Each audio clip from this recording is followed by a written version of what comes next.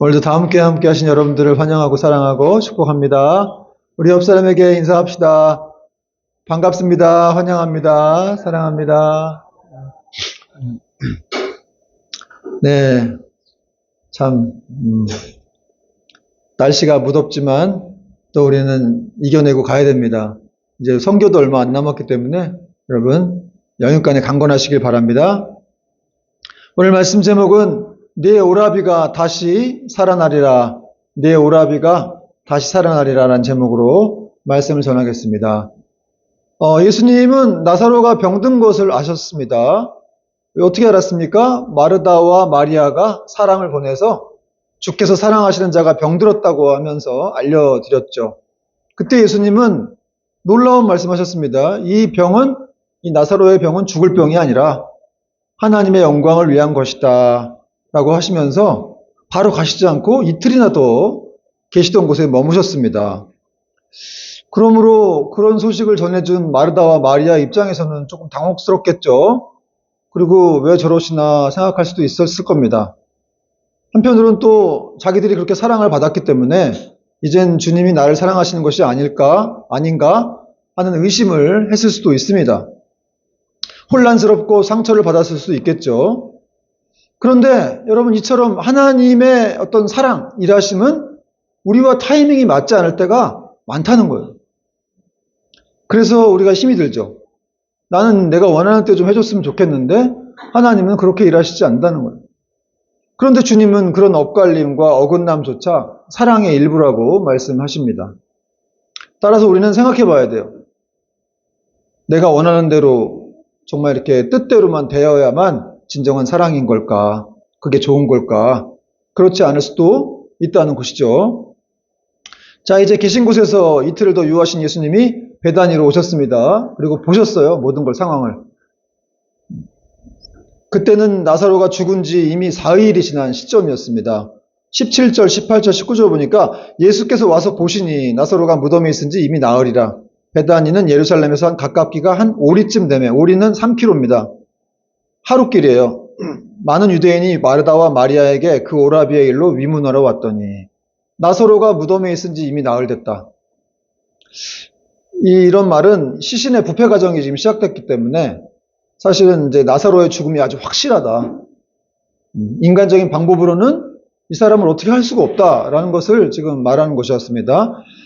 근데 이 요한이라는 사람이 이런 나사로가 이미 죽은 지 나흘 됐다라는 걸 성경에 굳이 이렇게 밝힌 이유는 유대인들의 민간 신앙에는 사람이 죽으면 사흘 동안은 그 영혼이 머물러 있다고 생각했어요. 그리고 나흘째가 되면 영혼이 확 떠나간다. 이제 완전 끝이다. 이런 민간 신앙이 있었는데 그걸 알기 때문에 요한이 이렇게 쓴 거예요. 한마디로 지금 이렇게 나사로가 나흘 됐다라는 것은 이제 영혼이 완전히 떠났다는 거예요. 그래서 그 사람은 전혀 회생 가능성이 없는 완전히 이제 의심할 수 없는 죽음의 상태에 이르게 되었다라는 것을 강조하는 것이었습니다. 여기 많은 유대인들이 위문을 왔다고 했는데 나사로가 굉장히 좀 살아있을 때 이게 좀 성품이 좋았던 것 같아요. 관계를 잘 맺었던지 아니면 유력한 자의 어떤 집안이었던지 이렇게 많은 유대인들이 와서 위문을 했다고 하는데 근데 어쨌든 여러분 죽은 거 아닙니까? 죽었기 때문에 이렇게 많은 사람이 와도 별로 이렇게 그들의 슬픔을 거둘 수가 없었을 겁니다. 다 끝났으니까. 그리고 이제 예수님이 오신다는 말을 듣자 이제 마르다가 먼저 주님을 맞으러 나갔는데요. 20절 보니까 마르다는 예수께서 오신다는 말을 듣고 곧 나가 맞이하되 마리아는 집에 앉았더라. 마르다의 성격을 알 수가 있겠죠. 곧 예수님 오신다고 하자마자 바로 곧 나갔어요. 근데 마리아는 집에 있었습니다. 그러니까 마르다는 상당히 좀 우리 교회 성도분들처럼 이렇게 행동적이고 행동이 강한 그런 분이었던 것 같고 마리아는 좀 차분한 조용한 성격이었던 것 같아요. 아니면 마리아는 더 완전 삐져가지고 그렇죠? 와달라고 했는데 주님 안 오셨잖아요. 그래서 거기 앉아있을 수도 있어요. 어쨌든 이렇게 마르다가 먼저 나가서 주님을 보자마자 한 말은 왜 이제 오셨어요? 이런 말이었습니다. 주께서 계셨다라면 우리 오라비가 죽지 아니했을 것입니다. 왜 이제 오셔가지고 이렇게 죽게 했습니까? 라는 말을 했다는 거예요. 그리고 이제 곧바로 이런 말도 했어요. 22절 보니까 그러나 나는 이제라도 주께서 무엇이든지 하나님께 구하시는 것을 하나님이 주실 줄을 아나이다. 와, 이 말을 보면은 굉장히 어떤 마르다의 믿음이 살아있는 것처럼 느껴지는데 사실 24절에 보면은 이제 이 마르다의 믿음은 마지막 날에 부활한다는 걸 내가 안다. 이제 그런 어떤 마지막 날의 부활만을 생각하는 그런 완전치 못한 그런 믿음이었어요. 그러니까 한마디로 지금이라도 주님이 역사하시면 나는 우리 오빠에게 어떤 일이 일어날 줄 안다라고 하는 말들 자체가 사실은 어쩜 좀 믿음이 아니라 자기의 어떤 인간적인 바램, 그런 기대 같은 거였습니다. 여러분, 인간적인 바램과 온전한 믿음은 다르죠? 뭐 그렇게 했으면 좋겠는데 라는 거하고 정말 그렇게 될 줄로 믿습니다. 이렇게 믿는 거하고는 다르다는 거죠. 여러분, 사람들이 성경을 읽고 기도를 하는데 잘 변화가 안 돼요. 저는 그 원인이 어디 있느냐 생각해 보건데 사실은 성경을 읽을 때 정말 살아계신 하나님을 만나듯 정말 이 성경 말씀을 믿고 믿으면서 그걸 읽고 있느냐, 거기에 차이가 있다고 생각이 들거든요. 근데 그렇지 않고 건성건성 대충 읽거나 그냥 형식적으로 막 성경을 읽거나 기도하거나 마치 밀린 숙제하듯이 그냥 그렇게 하나님과 관계를 맺으면 역사가 일어나지 않는다는 거예요. 물론 역사라고 하는 건 어떤 하나님의 주권적인 부분이긴 하지만 그래도 우리가 정말 너희가 나를 만나려면 전심으로 나를 찾으면 나를 만나리라고 하셨는데 정말 우리가 주님 앞에 성경을 읽을 때든지 기도할 때든지 정말 전심으로 주님 앞에 나아간다고 한다면 주님께서 역사를 일으켜 주실 것이라고 확신합니다. 여러분, 하나님 말씀은 어떻다 그랬어요? 하나님 말씀은 살아있고 좌우의 날선 검보다도 예리하여 혼과 영과 관절을 찔러 쪼개기까지 하는 그런 말씀이다. 그러니까 여러분, 그런 말씀을 혼과 영과 관절을 찔러 쪼개기까지 하는 그런 말씀인데 그런 말씀을 읽고 변화가 안 되는 게 더 기적 아니겠어요? 그렇지 않습니까? 여러분, 우리가 성경을 읽을 때 정말 진짜 하나님 만나듯이 좀 만나고 싶다. 이분 말씀을 진짜 믿고 싶다. 그런 마음으로 여러분 읽고 있어요? 앞으로 한번 기도하면서 간절한 마음으로 한번 읽어보세요. 아마 주님이 어떤 식이든 역사를 하실 겁니다. 그러면 우리의 영적인 성장이 오는 거예요. 여러분, 우리가 세상에 있는 좀 신뢰할 만한 사람도 믿는데 하물며 하나님의 말씀을 못 믿겠어요? 더 믿어야 되겠죠?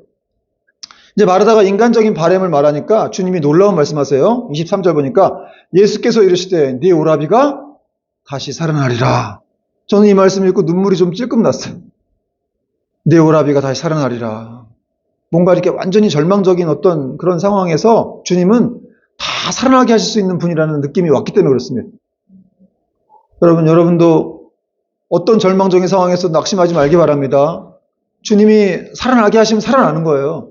여기 살아나리라는 말씀은 이제 나사로가 하나님의 능력에 의해서 이렇게 일어나게 된다. 이런 걸 말하는 것이었습니다. 근데 주님이 이렇게 말씀하시자 마르다가 이제 자기의 어떤 본연의 진짜 믿음을 얘기하고 있어요. 나도 그렇게 될 줄 압니다. 이렇게 얘기를 했어요. 마지막 날 부활에는.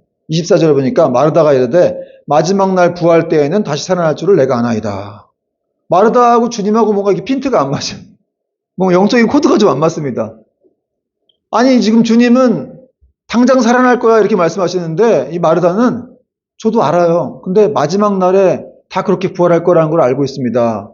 이렇게 얘기한 거예요. 여러분, 마르다가 주님을 안 사랑한 게 아니에요. 주님을 너무 누구보다 사랑했습니다. 그리고 그분의 어떤 신적인 능력을 믿었어요. 초월하신 능력을 믿었는데 문제는 뭐냐? 그분의 그 초월적인 능력이 지금 내 삶에 들어와서 나를 변화시킬 수 있다라고 하는 사실은 그걸 믿지 못했다는 거죠. 과연 하나님이 계신다는 건 알겠는데 정말 그분이 나를 도와줄까? 내 삶에 역사할까? 그런 생각을 했다는 거예요. 근데 여러분, 이런 모습은 오늘날 우리에게도 있지 않습니까? 동일하게 있어요. 그죠? 여러분, 우리도 하나님의 능력을 알고 있어요. 그분이 전지전능하신 것도 알고 있고 그 말씀으로 세상을 창조하셨고 또 말씀으로 세상을 주관하고 계시고 그 능력을 알아요. 안다고 얘기합니다. 그러니까 교회 오겠죠.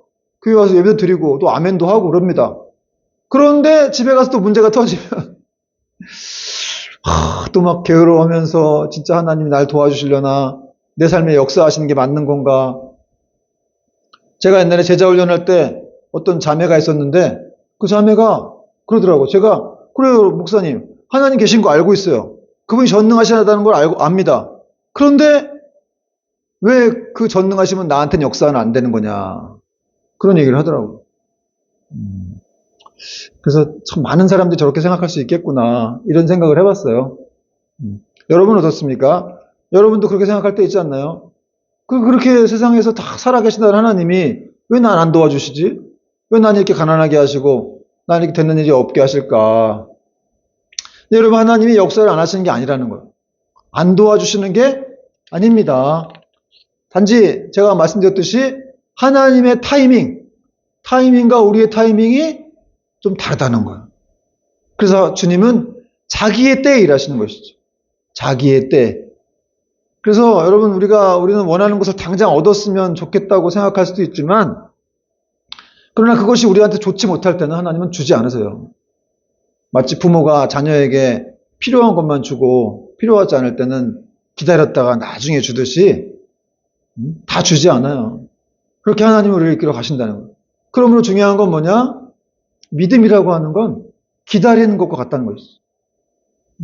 하나님이 역사하실 때까지 내 때는 아니지만 하나님의 때에 역사하실 것을 바라고 기다리는 것이 중요하다. 왜냐하면 그것이 믿음이기 때문에 그렇습니다. 왜 믿음은 기다리는 것인가? 왜냐하면 하나님의 주권을 인정하는 것이기 때문에 그렇습니다. 근데 여러분 기다리는 건 참 어렵죠. 저도 기다리는 게 힘들어요. 교회를 개척하고 나서도 뭔가를 계속 기다리고 있는데 뭘 기다릴까요? 기다리는데 그냥 답이 안 주어지고 여러분도 뭔가를 기다리는 게 있나요? 근데 기다려보신 분은 알 거예요. 기다린다는 자체가 얼마나 힘든지. 그러나 기다림이 믿음입니다. 잘 기다리는 게 믿음이에요. 여러분 성경을 보세요. 성경은 한마디로 기다림의 책이라고 할 수 있습니다. 다 기다린 사람들의 이야기예요. 아브라함은 25년 만에 아기를 가졌어요. 100세, 75세에 부름받아서 100세에 이삭을 낳았습니다. 여러분 25년 동안 기다리는 게 쉬워요? 그것도 아들 하나 낳는 거. 남들은 뭐 결혼해갖고 그냥 잘만 낳는 그런 아들을 25년 동안 기다렸다가 여러분 그 아브라함의 아들 야곱, 이삭도 아이 낳는데 20년 걸렸어요. 성경 보면 나옵니다. 하나님이 그렇게 다루시는 거예요. 기다리게 하셔서 어떤 그의 믿음의 훈련을 시키시는 거죠. 다윗도 10년 뭐 죄 지은 게 있나요? 10년 동안 사울에게 쫓겨가지고 죽을 고비를 넘겼죠. 10년 동안 왕되기까지 10년을 기다렸어요. 요셉도 13년이라는 세월을 기다렸습니다. 총리가 될 때까지. 애굽의 노예로 살면서. 그러나 그 기다린 시간이 결코 헛된 시간이 아니라는 거예요. 그들의 기다림은 하나님의 역사를 기다리는 기다림이었기 때문에 결코 헛된 시간이 아닙니다. 그래서 우리 성도의 기다림은 결코 헛되지 않기 때문에 여러분 우리가 기다리는 게 힘들긴 하지만 그래도 하나님의 은혜를 바라보며 기다릴 수 있어야 된다는 것이죠. 자, 이제 주님은 자신이 어떤 분이신지를 선포하시는데요. 25절과 26절 말씀 같이 한번 읽겠습니다. 25절 시작. 예수께서 이르시되 나는 부활이요 생명이니 나를 믿는 자는 죽어도 살겠고 무릇 살아서 나를 믿는 자는 영원히 죽지 아니하니리 이것을 내가 믿느냐? 이 말씀은 장례식에서 많이 선포되는 말씀이에요. 나는 부활이요 생명이니 나를 믿는 자는 죽어도 살겠고. 이게 무슨 말씀입니까, 여러분? 주님은 지금 나사로 죽었지만 이 나사로를 살릴 수 있는 권능이 있는 그런 분이라는 말씀이에요. 그리고 비록 주님을 믿는 자가 비록 죽었다 하더라도 다시 부활하게 돼서 영생을 누리며 살게 될 것이다. 이런 말씀을 지금 하고 계시는 겁니다. 다시 말해서 예수 믿는 자들은 육신의 죽음이 진정한 죽음이 아니고 믿는 자는 이 죽음의 영역에서 이미 해방됐기 때문에 죽지 않는다. 그런 말씀이었습니다. 물론 모든 사람은 겉으로 표면적으로 다 죽죠. 저와 여러분도 죽습니다. 그러나 예수 믿는 사람은 영원한 생명을 가졌기 때문에 소유했기 때문에 우리는 하나님과 함께 그 영혼이 살아가게 된다는 거예요. 또 그렇게 이 마리아와 같이 마지막 때에만 부활해서 살아가는 것이 아니라 사실은 지금도 우리는 부활 권능을 입고 있죠. 그래서 지금부터 사실은 우리는 영원한 생명을 소유하고 있는 거예요. 왜냐하면 지금도 우리와 하나님이 우리와 함께 하시기 때문에 그렇습니다.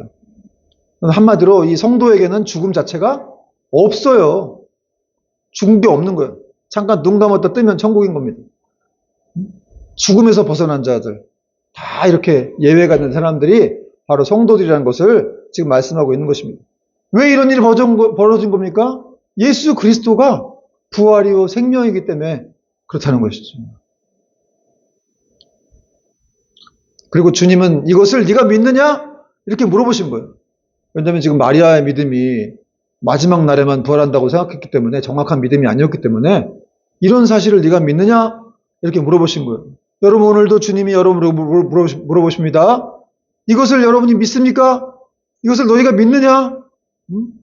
너희가 어떤 존재가 됐는지를 너희가 알고 있느냐? 이런 걸 지금 말씀하시는 거예요.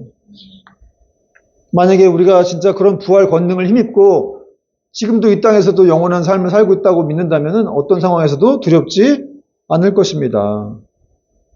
그리고 또 오늘 말씀 보니까 예수님이 이렇게 유대인들과 마리아가 우는 걸 보시고 또 비통히 여기시면서 함께 우셨다고 말씀하고 있어요. 33절 보니까 예수께서 그가 우는 것과 또 함께 온 유대인들이 우는 것을 보시고 심령에 비통히 여기시고 불쌍히 여기사 이르시되 그를 어디 두었느냐 이르되 주여 와서 보옵소서 하니 예수께서 눈물을 흘리시더라. 네, 여러분, 근데 예수님이 곧 이제 나사로를 살려주실 건데 왜 우셨을까요? 곧 살리실 건데 왜 우셨어요? 그쵸? 그러니까 이거는 슬퍼서 우는 눈물이 아니에요. 그런 눈물보다는 이 사람들이 이렇게 죄에 속박되어서 죽을 수밖에 없는 그 안타까운 운명, 죄와 죽음에 사람들을 슬프게 하는 그런 죄와 죽음에 대해서 주님이 이렇게 분노하시는 거룩한 분노 같은 그런 눈물이었습니다. 물론 그런 눈물이 이렇게 좀 더 이어지면서 우리를 불쌍히 여기셨다고 또 말씀도 하고 있습니다. 심령의 비통히 여기시며 불쌍히 여기사. 심령의 비통히 여기셨다는 것은 거룩한 분노가 일어났는데 이렇게 불쌍히 여김으로 연결됨으로 인해서 눈물을 흘리셨다는 거예요. 여러분, 우리 주님께서는 우리 인간들의 고통을 보시고 그냥 나 몰라라 하시는 분이 아니라 우리의 고통과 아픔을 자기 고통처럼 생각하시면서 이렇게 막 괴로워하시는 그런 분이에요. 이 불쌍히 여기사라는 말은 원어적으로 보면 뜻이 뭐냐면 그 자신을 괴롭히다 이런 뜻이 있거든요. 그러니까 주님 자신이 자신을 막 괴롭힌 거예요. 사람들이 괴로워하는 걸, 슬퍼하는 걸 보고 자신이 막 괴로워하셨다? 그런 뜻입니다. 그러니까 여러분이 힘들어하고 고통스러워할 때 예수님은 막 그 정도 갖고 뭘 그래? 이렇게 말씀하시는 분이 아니라 여러분의 고통보다 아픔보다 더 아파하시는 분이라는 거예요. 그 안타까움을 더 분노하시고 그 아픔을 더 아파하시는 그런 분이심을 여러분 믿으시기 바랍니다. 그래서 항상 우리가 어떤 때 막 고통의 순간에 도대체 하나님은 어디 계시는가? 내 이런 아픔을 알고 계시는가? 내 이런 슬픈 상황을 주님 아시는가? 이렇게 생각할 때가 있는데 사실은 주님은 더 잘 알고 계시죠. 모든 걸 다 겪으셨고 우리 인간들을 아시기 때문에 그리고 그런 상황에서 여러분의 이런 처지가 되어서 동일한 심령으로 우리의 이런 마음들을 다 이해해 주시고 안타까워 하신다는 것이죠. 제가 한번 예전에 말씀드린 적이 있는데 제가 어릴 때 이렇게 가난하게 살았고 또 아버지의 가정폭력으로 굉장히 힘들었다고 말씀드렸는데 하여튼 뭐 아버지가 맨날 엄마를 때리고 막 그런 삶 속에 살면서 아주 고통스러운 그런 인생을 살았던 것 같아요. 그 7살, 6살 나이에 집안을 막 아버지가 때려부시고 막 그냥 엄마를 때리고 하는 상황에서 막 피가 철철 흐르고 하는 상황에서 제가 보면서 뭘 느꼈겠어요? 그러니까 그런 그 트라우마가 제가 20살 넘을 때까지 계속 되더라고요. 계속 뭔가 짓눌려 살았던 것 같아요. 거기. 그래서 그냥 어른 돼서도 막 너무 힘들고 그랬는데 막 분노가 치밀고 우울한 마음이 들고 근데 이제 예수님 믿고 나니까 그게 많이 치유가 된 거예요. 하나님이 이렇게 나를 사랑하시는구나 라는 걸 알게 되면서 많은 회복이 일어났습니다. 그리고 제가 지금 말씀드리려고 했던 건 그때까지 몰랐는데 제가 이제 개척하고 나서 여기서 이제 기도하고 있는데 하나님이 저한테 그런 마음을 주시는 것 같더라고요. 네가 그렇게 어릴 때 고통스러워하고 그렇게 엄마 아빠의 싸움을 보면서 그 전쟁과 같은 상황에서 네가 막 두려워 떨 때 내가 그 자리에 너와 함께 있었다. 그런 마음을 확 주시는데 얼마나 감동이 밀려오든지. 저는 그때 난 세상에 나 혼자라고 생각했거든요. 저는 그때 믿지 않을 때였는데 이 세상에 나밖에 없어. 내가 뭔가를 다 이뤄야 되니까 너무 짐이 무겁고 참 힘들었는데 그런 고통의 순간에 예수님이 함께하고 계셨다라고 하는 그런 말씀을 이렇게 마음에 주시니까 너무 막 감동이 이렇게 밀려왔어요. 여러분, 우리는 결코 혼자가 아닙니다. 정말 그걸 믿으셔야 돼요. 사실은 하나님이 존재하지 않으면 인간은 존재할 수도 없고, 그래서 하나님을 알지 못하면 인간이 알 수도 없지만, 주님은 계속해서 우리를 짓고 나서부터도 계속 우리를 버려놓고 계시는 게 아니라, 니들이 알아서 살아. 이렇게 하시는 게 아니라, 계속해서 우리를 돌보고 우리와 함께 하시는 것이죠. 그래서 하나님 그분이 보이지 아니하시지만, 우리 안에 계시고, 여기도 계시고, 우리를 이끌어 가시기 때문에, 늘 함께 하시기 때문에 우리는 존재할 수가 있고, 어떤 고통이나 이런 아픔의 순간도 이겨낼 수가 있는 것입니다. 여러분, 어떤 순간에서도 나는 늘 혼자야. 나밖에 없어. 이렇게 생각하는 건 사실은 잘못된 거예요. 하나님이 이 세상 어느 곳에나 거하시는 영으로서 존재하시는 그 자신의 전존재로 거하시는 그 하나님이 여러분과 함께 하십니다. 여러분, 다니엘과 세 친구가 왕의 신상에 절하는 걸 거부하고 뜨거운 풀무불에 들어갔을 때 그 속에 예수님이 계셨었어요. 그 성경에 나오죠. 예수님이 그 속에 그 세 친구들과 함께 하셨다고. 그리고 그들이 머리도 끄을리지 않되 하나 타지도 않고 밖으로 나왔다는 거예요. 이것이 바로 주님이 함께 하시는 인생들입니다. 그런 축복들이에요. 여러분 기억해야 됩니다. 주님의 궁극적인 목적은 뭐냐면 우리와 함께 하시면서 우리의 눈물을 닦아주시는 거예요. 우리의 슬픔을 다 어루만져 주시는 것입니다. 그래서 요한계시록의 말씀에도 주님이 다시 오시면 내가 모든 눈물을 닦아줄 것이고 모든 슬픔을 그치게 할 것이다 라고 약속하신 말씀이 나와 있어요. 결코 우리 주님은 우리가 슬퍼하고 힘들어하는데 막 내버려 두거나 그냥 뭐 혼자 알아서 살아가게 하거나 그러시는 분이 아닙니다. 우리 연약함을 잘 알고 계세요. 너무너무 잘 알고 있습니다. 그래서 그 연약함보다는 너희가 그 연약함 자체를 의지하지 말고 나를 의지해야 돼. 내가 함께 하니까 나를 바라봐야 돼. 이제 주님께서는 이제 무덤굴을 막고 있는 돌을 옮길 것을 명하십니다. 38절 보니까 이 예수께서 다시 속으로 비통히 여기시며 무덤에 가시니 무덤이 구르리라 돌로 막았거늘 예수께서 이르시되 39절 돌을 옮겨 놓으라 하시니 그 죽은 자의 누이 마르다가 이르되 주여 죽은 지가 나흘이 되었음에 벌써 냄새가 나나이다. 여러분 주님께서 이렇게 무덤 문을 막고 있는 큰 돌을 이제 돌이 굉장히 커가지고 한 장정들 5, 6명이 붙어서 돌을 옮겨야 되는데 옮겨 놓으라고 했더니 마르다가 막 말린 거예요. 아니 지금 죽은 지 나흘 지났는데 냄새가 풀풀 났는데 문 여시면 어떡합니까? 돌 문을 여시면 어떡합니까? 어떻게 보면 상식적으로 생각하면 마르다의 말이 맞아요. 그죠? 이성적으로 생각하면 마르다의 말이 맞습니다. 그러나 마르다가 착각한 건 뭐예요? 주님이 어떤 분이신지를 착각한 거예요. 모른 거예요 지금. 그러니까 자기 어떤 합리적인 사고로만 그 합리적인 이성으로만 주님을 판단한 것이고 상황을 판단한 것입니다. 여러분 이렇게 인간적인 계산만 하게 되면 하나님의 역사를 막을 수밖에 없는 거예요. 항상 우리가 인간적인 합리적인 이성을 주님이 주셨기 때문에 그렇게 합리적으로 사고도 해야 되지만 그러나 신앙인이라고 한다면 그 합리적인 이성 위에 믿음이 있다는 것을 우리가 알아야죠. 그 믿음으로 생각해야 됩니다. 그렇게 말씀하신 것에 대해서 주님이 마르다를 인간적인 생각을 책망하셨어요. 예수께서 40절 이르시되 내 말이 내가 믿으면 하나님의 영광을 보리라 하지 아니하였느냐. 내가 말했지 내 말을 믿으면 하나님의 영광을 볼 것이라고. 여러분 무엇보다도 하나님의 말씀을 믿길 바랍니다. 그럴 때 하나님의 영광을 볼 수가 있는 거예요.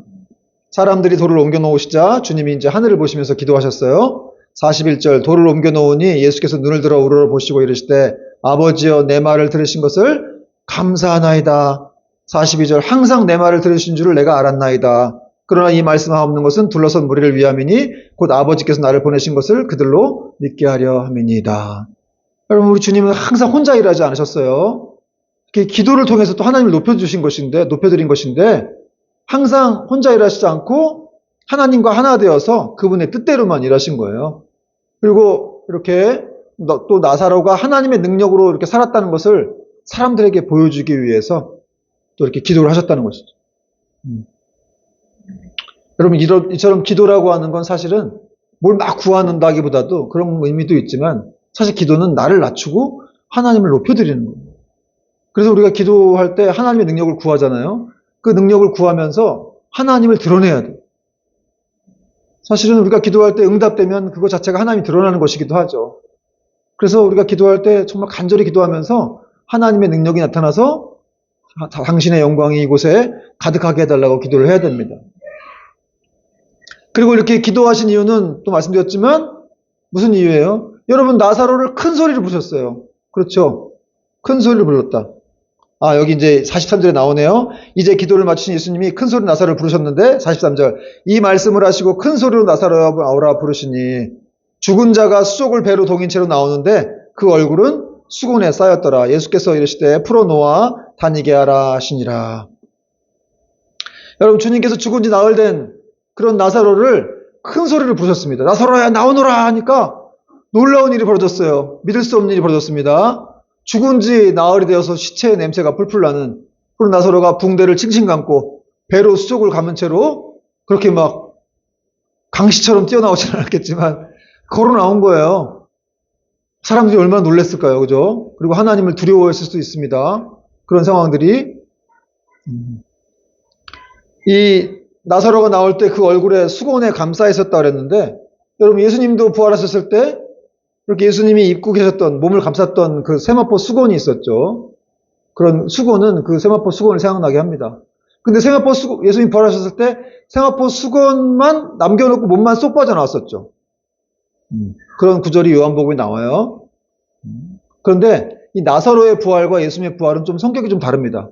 나사로의 부활은 다시 죽어야 되는 부활이에요. 다시 죽어서 또 예수님처럼 되는 부활인데, 그러나 예수님의 부활은 완전한 부활이죠. 다시 죽지 않는 그런 부활이셨습니다. 주님은 나사로의 몸에 감싼 것을 이렇게 풀어놓아 다니게 하라 하시면서 명하셨죠. 나사로에게 생명을 주셨을 뿐만 아니라 자유도 주신 거예요. 여러분, 우리 주님은 이렇게 죽음에 묶여있는, 어딘가에 묶여가지고 정말 제대로 살지 못하는 그런 사람들에게 자유를 주시는 것이 바로 주님의 뜻입니다.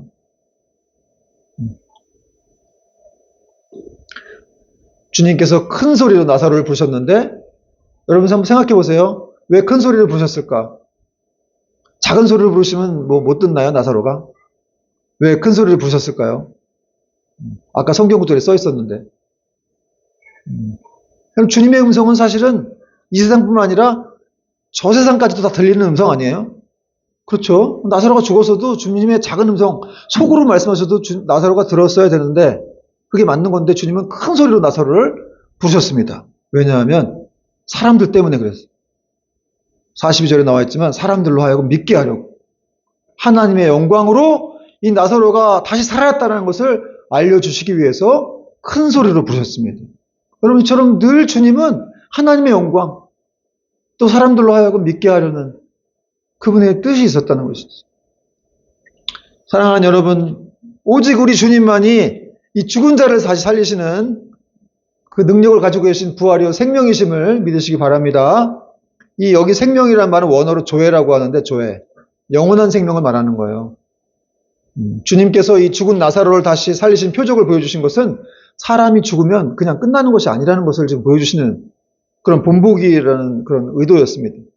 예수 믿는 사람은 죽어도 살고, 또 살아서 그분을 믿는 사람들은 영원토록 죽지 않는다는 것을 보여주시기 위함이었습니다.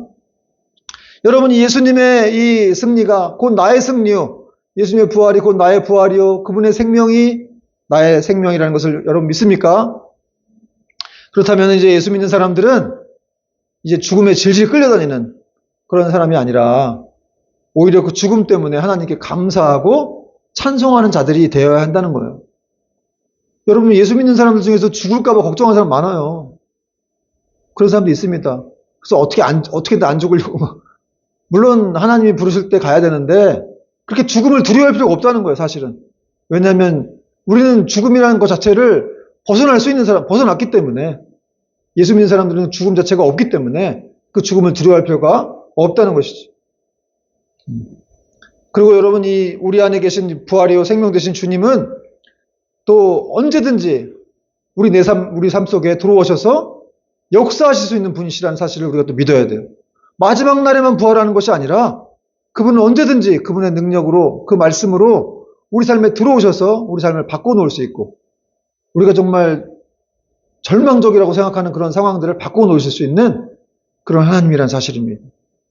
그런 사실을 우리가 믿고 가야 돼요. 그래서 그 주님이, 부활이요 생명이신 주님이 내 안에 살아계셔서 매일 그것을 체험하도록 그렇게 우리와 함께 하시는 것입니다. 여러분이 예수님을 여러분의 마음속에 계속 모셔드리길 바랍니다. 그리고 그분께 우리의 인생을 내어드리고 함께 인생을 살아갈 수 있는 저 여러분 될 수 있기를 주님의 이름으로 축원드립니다. 아멘. 찬양하겠습니다.